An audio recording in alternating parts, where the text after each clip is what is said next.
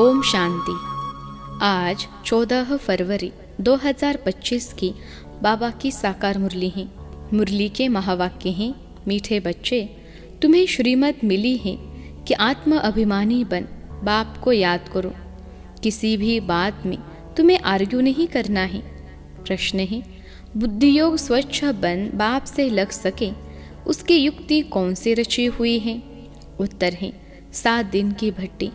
कोई भी नया आता है तो उसे 7 दिन के लिए भट्टी में बिठाओ, जिससे बुद्धि का कीचड़ा निकले और गुप्त बाप, गुप्त पढ़ाई और गुप्त वर्षे को पहचान सके।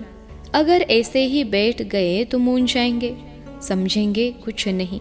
गीत है, जाग सजनिया जाग। ओम शांति। बच्चों को ज्ञानी तू आत्मा बनाने के लिए ऐसे ऐसे जो गीत हैं वह सुनाकर फिर उसका अर्थ करना चाहिए तो वाणी खुलेगी। मालूम पड़ेगा कि कहाँ तक सृष्टि के आदि मध्य अंत का ज्ञान बुद्धि में है। तुम बच्चों की बुद्धि में तो ऊपर से लेकर मूल वतन, सूक्ष्म वतन, स्थूल वतन के आदि मध्य अंत का सारा राज जैसे कि चमकता है। बाप के पास भी यह ज्ञान है जो तुमको सुनाते हैं। यह है बिल्कुल नया ज्ञान। भले शास्त्र आदि में नाम है, परंतु वह नाम लेने से अटक पड़ेंगे, डिबेट करने लग पड़ेंगे। यहाँ तो बिल्कुल सिंपल रीति समझाते हैं। भगवानुवाच, मुझे याद करो, मैं ही पतित पावन हूँ। कभी भी श्री कृष्ण को व ब्रह्मा, विष्णु, शंकर आदि को पतित पावन नहीं कहेंगे। सूक्ष्म वतन वासियों को भी तुम पतित पावन नहीं कहते हो, तो स्थूल वतन के मनुष्य पतित पावन कैसे हो सकते? यह ज्ञान भी तुम्हारी बुद्धि में ही है। शास्त्रों के बारे में जास्ती आर्ग्यू करना अच्छा नहीं है। बहुत वाद विवाद हो जाता है। एक दो को लाठियाँ भी मारने लग पड़ते हैं। तुमको तो बहुत सहज समझाया जाता है। शास्त्रों की बातों में टू मच नहीं जाना है। मूल बात है ही आत्म अभिमानी बनने की। अपने को आत्मा समझना है और बाप को याद करना है। यह श्रीमत है मुख्य, बाकी है डिटेल। बीज कितना छोटा है, बाकी झाड़ का विस्तार है। जैसे बीज में सारा ज्ञान समाया हुआ है, वैसे यह सारा ज्ञान भी बीज में समाया हुआ है। तुम्हारी बुद्धि में बीज और झाड़ आ गया है, जिस प्रकार तुम जानते हो और कोई समझ न सके। झाड़ की आयु ही लंबी लिख दी है। बाप बेट बीज और झाड़ व ड्रामा चक्र का राज समझाते हैं। तुम हो स्वदर्शन चक्रधारी। कोई नया आए, बाबा महिमा करे कि स्वदर्शन चक्रधारी बच्चों, तो कोई समझ न सके। वह तो अपने को बच्चे ही नहीं समझते हैं। यह बाप भी गुप्त हैं तो नॉलेज भी गुप्त है, वर्षा भी गुप्त है। नया कोई भी सुनकर मूंझ पड़ेंगे। इसलिए 7 दिन की भट्टी में बिठाया जाता है। यह जो 7 रोज भागवत व रामायण आदि रखते हैं, वास्तव में यह इस समय 7 दिन के लिए भट्टी में रखा जाता है। तो बुद्धि में जो भी सारा कीचड़ा है वह निकाले और बाप से बुद्धि योग लग जाए। यहाँ सब है रोगी। सतयुग में यह रोग होते नहीं। यह आधा कल्प का रोग है। 5 विकारों का रोग बड़ा भारी है। वहाँ तो देही अभिमानी रहते हैं। जानते हो, हम आत्मा एक शरीर छोड़ दूसरा लेती हैं। पहले से साक्षात्कार हो जाता है। अकाले मृत्यु कभी होता नहीं। तुमको काल पर जीत पहनाई जाती है। काल काल महाकाल कहते हैं। महाकाल का भी मंदिर होता है। सिख लोगों का भी अकाल तख्त है। वास्तव में अकाल तख्त यह भ्रकुटी है, जहाँ आत्मा विराजमान होती है। सभी आत्माएं इस अकाल तख्त पर बैठी हैं। यह बाप बैठ समझाते हैं। बाप को अपना तख्त तो है नहीं, वह आकर इनका यह तख्त लेते हैं। इस तख्त पर बैठकर तुम बच्चों को ताउसी तख्त नशीन बनाते हैं। तुम जानते हो वह ताउसी तख्त कैसा होगा, जिस पर लक्ष्मी नारायण विराजमान होते होंगे। ताउसी तख्त तो गाया हुआ है ना। विचार करना है, उनको भोलानाथ भगवान क्यों कहा जाता है? भोलानाथ भगवान कहने से बुद्धि ऊपर चली जाती है। साधु संत आदि अंगुली से इशारा भी देते हैं ना कि उनको याद करो। यथार्थ रीति तो कोई जान नहीं सकते। अभी पतित पावन बाप सम्मुख में आकर कहते हैं, मुझे याद करो तो तुम्हारे विकर्म विनाश हो जाए, गारंटी है। गीता में भी लिखा हुआ है, परंतु तुम गीता का एक मिसाल निकालेंगे तो वह 10 निकालेंगे, इसलिए दरकार नहीं है। जो शास्त्र आदि पढ़े हुए हैं वह समझेंगे, हम लड़ सकेंगे। तुम बच्चे जो इन शास्त्रों आदि को जानते ही नहीं हो, तुम्हें उनका कभी नाम भी नहीं लेना चाहिए। सिर्फ बोलो, भगवान कहते हैं मुझे अपने बाप को याद करो, उनको ही पतित पावन कहा जाता है। गाते भी हैं पतित पावन सीताराम। सन्यासी लोग भी जहाँ तहाँ धुन लगाते रहते हैं। ऐसे मतांतर बहुत है ना। यह गीत कितना सुंदर है। ड्रामा प्लान अनुसार कल्प कल्प ऐसे गीत बनाते हैं जैसे कि तुम बच्चों के लिए ही बनाए हुए हैं। ऐसे ऐसे अच्छे अच्छे गीत हैं जैसे नयनहीन को राह दिखाओ प्रभु। प्रभु कोई श्री कृष्ण को थोड़े ही कहते हैं, प्रभु व ईश्वर निराकार को ही कहेंगे। यहाँ तुम कहते हो बाबा परमपिता परमात्मा है तो वह भी आत्मा ना। भक्ति मार्ग में बहुत टू मच चले गए हैं। यहाँ तो बिल्कुल सिंपल बात है, अल्फ और बे। अल्फ अल्लाह, बे बादशाही, इतनी तो सिंपल बात है। बाप को याद करो तो तुम स्वर्ग के मालिक बनेंगे। बरोबर यह लक्ष्मी नारायण स्वर्ग के मालिक संपूर्ण निर्विकारी थे, तो बाप को याद करने से ही तुम ऐसा संपूर्ण बनेंगे। जितना जो याद करते हैं और सर्विस करते हैं उतना वह ऊंच पद पाते हैं। वह समझ में भी आता है। स्कूल के स्टूडेंट समझते नहीं हैं कि हम कम पढ़ते हैं। जो पूरा अटेंशन नहीं देते हैं तो पिछाड़ी में बैठे रहते हैं तो ज़रूर फेल हो जाएंगे। अपने आप को रिफ्रेश करने के लिए ज्ञान के जो अच्छे अच्छे गीत बने हुए हैं उन्हें सुनना चाहिए। ऐसे ऐसे गीत अपने घर में रखने चाहिए। किसको इस पर समझा भी सकेंगे कैसे माया का फिर से परछाया पड़ता है। शास्त्रों में तो यह बातें हैं नहीं कि कल्प की आयु 5000 वर्ष है। ब्रह्मा का दिन और ब्रह्मा की रात आधा आधा है। यह गीत भी कोई ने बनवाए हैं। बाप बुद्धिवानों की बुद्धि है तो कोई के बुद्धि में आया है जो बैठ बनाया है। इन गीतों आदि पर भी तुम्हारे पास कितने ध्यान में जाते थे।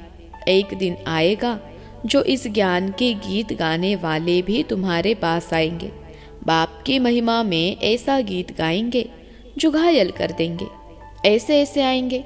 ट्यून पर भी मदार रहता है। गायन विद्या का भी बहुत नाम है। अभी तो ऐसा कोई है नहीं। सिर्फ एक गीत बनाया था, कितना मीठा कितना प्यारा। बाप बहुत ही मीठा बहुत ही प्यारा है। तब तो सब उनको याद करते हैं। ऐसे नहीं कि देवताएं उनको याद करते हैं। चित्रों में राम के आगे भी शिव दिखाया है। राम पूजा कर रहा है, यह है रॉन्ग। देवताएं थोड़े ही किसको याद करते हैं, याद मनुष्य करते हैं। तुम भी अभी मनुष्य हो फिर देवता बनेंगे। देवता और मनुष्य में रात दिन का फर्क है। वही देवताएं फिर मनुष्य बनते हैं। कैसे चक्र फिरता रहता है किसको भी पता नहीं है। तुमको अभी पता पड़ा है कि हम सच सच देवता बनते हैं। अभी हम ब्राह्मण हैं, नई दुनिया में देवता कहलाएंगे। अभी तुम वंडर खाते हो। यह ब्रह्मा खुद ही जो इस जन्म में पहले पुजारी था, श्री नारायण की महिमा गाते थे। नारायण से बड़ा प्रेम था। अब वंडर लगता है हम सो बन रहे हैं, तो कितना खुशी का पारा चढ़ना चाहिए। तुम हो अननोन वॉरियर्स, नॉन वायलेंस। सचमुच तुम डबल अहिंसक हो। न काम कटारी न वह लड़ाई। काम अलग है, क्रोध अलग चीज है। तो तुम हो डबल अहिंसक, नॉन वायलेंस सेना। सेना अक्षर से उन्होंने फिर सेनाएं खड़ी कर दी हैं। महाभारत लड़ाई में मेल्स के नाम दिखाए हैं, फीमेल्स नहीं हैं। वास्तव में तुम हो शिव शक्तियाँ। मेजॉरिटी तुम्हारी होने कारण शिव शक्ति सेना कहा जाता है। यह बातें बाप ही बैठ समझाते हैं। अभी तुम बच्चे नवयुग को याद करते हो। दुनिया में कोई को भी नवयुग का मालूम नहीं है। वह तो समझते हैं नवयुग 40,000 वर्ष बाद आएगा। सतयुग नवयुग है, यह तो बड़ा क्लियर है। तो बाबा राय देते हैं ऐसे ऐसे अच्छे गीत भी सुनकर रिफ्रेश होंगे और किसको समझाएंगे भी। यह सब युक्तियाँ हैं, इनका अर्थ भी सिर्फ तुम ही समझ सकते हो। बहुत अच्छे अच्छे गीत हैं अपने को रिफ्रेश करने के लिए। यह गीत बहुत मदद करते हैं। अर्थ करना चाहिए तो मुख भी खुल जाएगा, खुशी भी होगी। बाकी तो जास्ती धारणा नहीं कर सकते हैं, उनके लिए बाप कहते हैं। घर बैठे बाप को याद करते रहो। गृहस्थ व्यवहार में रहते सिर्फ यह मंत्र याद रखो, बाप को याद करो और पवित्र बनो। आगे पुरुष लोग पत्नी को कहते थे, भगवान को तो घर में भी याद कर सकते हैं, फिर मंदिरों आदि में भटकने की क्या दरकार है। हम तुमको घर में मूर्ति दे देते हैं, यहाँ बैठे याद करो, धक्का खाने क्यों जाते हो। ऐसे बहुत पुरुष लोग स्त्रियों को जाने नहीं देते थे। चीज तो एक ही है, पूजा करना है और याद करना है। जबकि एक बार देख लिया फिर तो ऐसे भी याद कर सकते हैं। श्री कृष्ण का चित्र तो कॉमन है, मोर मुकुटधारी। तुम बच्चों ने साक्षात्कार किया है, कैसे वहाँ जन्म होता है वह भी साक्षात्कार किया है। परंतु क्या तुम उसका फोटो निकाल सकते हो? एक्यूरेट कोई निकाल न सके। दिव्य दृष्टि से सिर्फ देख ही सकते हैं, बना नहीं सकते। हाँ, देख कर वर्णन कर सकते हो, बाकी वह पेंट आदि नहीं कर सकते। भल होशियार पेंटर हो, साक्षात्कार भी करे तो भी एक्यूरेट फीचर्स निकाल न सके। तो बाबा ने समझाया, कोई से आर्ग्यू जास्ती नहीं करना है। बोलो, तुमको पावन बनने से काम और शांति मांगते हो तो बाप को याद करो और पवित्र बनो। पवित्र आत्मा यहाँ रह न सके, वह चली जाएगी वापिस। आत्माओं को पावन बनाने की शक्ति एक बाप में है और कोई पावन बना नहीं सकता। तुम बच्चे जानते हो, यह सारी स्टेज है, इस पर नाटक होता है। इस समय सारी स्टेज पर रावण राज्य है, सारे समुद्र पर सृष्टि खड़ी है। यह बेहद का टापू है, वह है हद के। यह है बेहद की बात, जिस पर आधा कल्प देवी राज्य, आधा कल्प आसुरी राज्य होता है। यू खंड तो अलग अलग हैं, परंतु यह है सारी बेहद की बात। तुम जानते हो, हम गंगा जमुना नदी के मीठे पानी के कंठे पर ही होंगे, समुद्र आदि पर जाने की दरकार नहीं रहती। यह जो द्वारिका कहते हैं, वह कोई समुद्र के बीच होती नहीं है। द्वारिका कोई दूसरी चीज नहीं है। तुम बच्चों ने सब साक्षात्कार किए हैं। शुरू में यह संदेशी और गुलजार बहुत साक्षात्कार करती थी। इन्होंने बड़े पार्ट बजाए हैं, क्योंकि भट्टी में बच्चों को बहलाना था, तो साक्षात्कार से बहुत बहुत बहले हैं। बाप कहते हैं, फिर पिछाड़ी में बहुत बहलेंगे। वह पार्ट फिर और हैं। गीत भी है ना, हमने जो देखा सो तुमने नहीं देखा। तुम जल्दी जल्दी साक्षात्कार करते रहेंगे। जैसे इम्तहान के दिन नज़दीक होते हैं तो मालूम पड़ जाता है कि हम कितने मार्क्स से पास होंगे। तुम्हारी भी यह पढ़ाई है। अभी तुम जैसे नॉलेजफुल हो बैठे हो, सभी फुल तो नहीं होते हैं। स्कूल में हमेशा नंबरवार होते हैं। यह भी नॉलेज है। मूल वतन, सूक्ष्म वतन, तीनों लोकों का तुमको ज्ञान है। इस सृष्टि के चक्र को तुम जानते हो, यह फिरता रहता है। बाप कहते हैं, तुमको जो नॉलेज दी है, यह और कोई समझा न सके। तुम्हारे पर है बेहद की दशा, कोई पर बृहस्पति की दशा, कोई पर राहु की दशा होती है तो जाकर चंडालादि बनेंगे। यह है बेहद की दशा, वह होती है हद की दशा। बेहद का बाप बेहद की बातें सुनाते हैं, बेहद का परसा देते हैं। तुम बच्चों को कितनी न खुशी होनी चाहिए। तुमने अनेक बार बादशाही ली है और गवाई है, यह तो बिल्कुल पक्की बात है, नथिंग न्यू। तब तुम सदैव हर्षित रह सकेंगे। नहीं तो माया गुटखा खिलाती है। तो तुम सभी आशिक हो एक माशूक के। सब आशिक उस एक माशूक को ही याद करते हैं। वह आकर सभी को सुख देते हैं। आधा कल्प उनको याद किया है, अब वह मिला है तो कितनी खुशी होनी चाहिए। अच्छा, मीठे मीठे सिखिलते बच्चों प्रति माता पिता बाप दादा का याद प्यार और गुड मॉर्निंग। रूहानी बाप की रूहानी बच्चों को नमस्ते। हम रूहानी बच्चों की सिखिलते रूहानी मात पिता बाप दादा को याद प्यार, गुड मॉर्निंग और नमस्ते बाबा नमस्ते। धारणा के लिए मुख्य सार पहली पॉइंट है, सदैव हर्षित रहने के लिए नथिंग न्यू का पाठ पक्का करना है। बेहद का बाप हमें बेहद की बादशाही दे रहे हैं, इस खुशी में रहना है।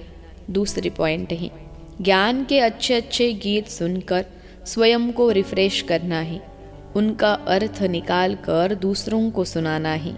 आज का वरदान है, माया के संबंधों को डाइवोर्स दे। बाप के संबंध से सौदा करने वाले मायाजीत मोहजीत भव।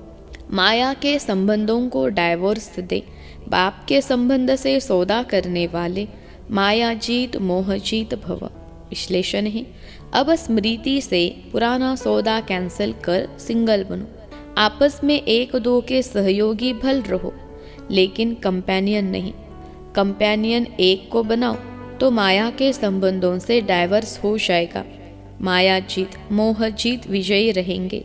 अगर जरा भी किसी में मोह होगा तो तीव्र पुरुषार्थी के बजाय पुरुषार्थी बन जाएंगे। इसलिए क्या भी हो, कुछ भी हो, खुशी में नाचते रहो। मिरुआ मौत मलु का शिकार, इसको कहते हैं नष्टो मोहा। ऐसा नष्टो मोहा रहने वाले ही विजय माला का दाना बनते हैं। आज का स्लोगन है, सत्यता की विशेषता से डायमंड की चमक को बढ़ाओ। सत्यता की विशेषता से डायमंड की चमक को बढ़ाओ। अव्यक्त इशारे, एकांत प्रिय बनो। एकता और एकाग्रता को अपनाओ। बाप दादा चाहते हैं कि हर बच्चा एक रस श्रेष्ठ स्थिति के आसनधारी, एकांतवासी, अशरीरी, एकता स्थापक, एक नामी इकोनॉमी का अवतार बने। एक दो के विचारों को समझ सम्मान दे, एक दो को इशारा दे, लेन देन कर आपस में संगठन की शक्ति का स्वरूप प्रत्यक्ष करे, क्योंकि आपके संगठन के एकता की शक्ति सारे ब्राह्मण परिवार को संगठन में लाने के निमित्त बनेगी। अच्छा, ओम शांति।